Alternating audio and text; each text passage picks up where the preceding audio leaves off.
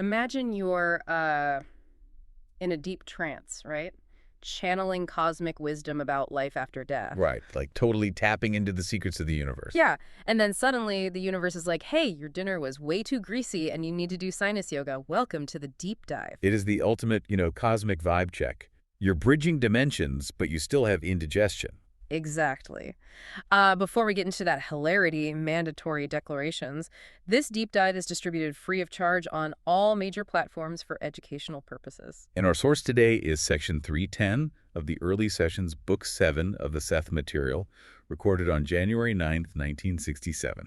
Right, big thanks to the Seth Material and publisher New Awareness Network. Okay, so Jane Roberts, or Rubert, is channeling Seth.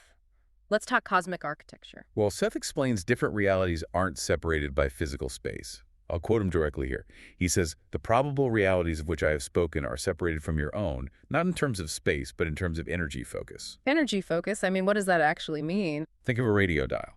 You tune into a frequency. The reality you're in right now is just your current frequency.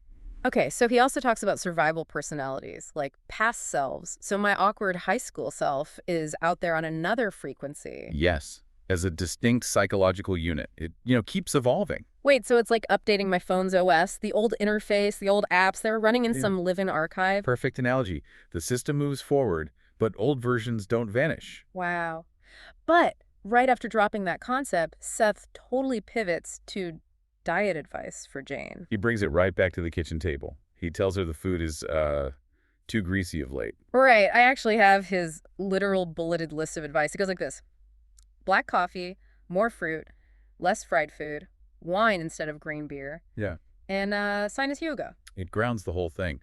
Jane is the antenna. If she's sluggish from greasy food or congested, the signal degrades. That actually makes sense. The hardware needs maintenance, which leads to the 81st clairvoyance experiment. They tested this energy focus stuff.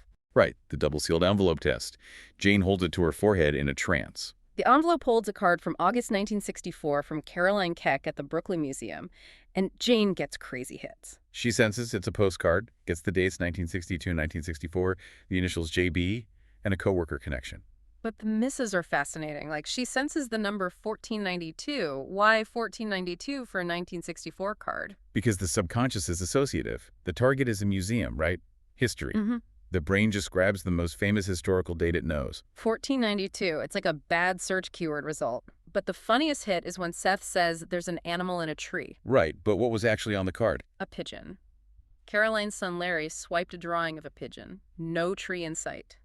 The universe sends bird, and her brain translates it to forest creature in a tree. It's hilarious, but psychic mechanically, it's a great hit. She got non-human life form, and associative logic added the tree. It's so human. Her brain is just trying to decode the universe, but the lens is smeared with, French fries. Exactly, and it changes how you view your own consciousness. You all have to check this out. Study the Seth Material books.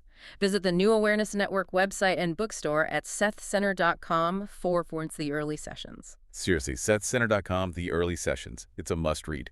So, final thought to leave you with. If your past self from 5 years ago still exists as a living entity on another frequency right now, well, what would they think of the reality you're building for them today? That is wild to think about. Like a peek expanding those frequencies, everyone. Catch you next time.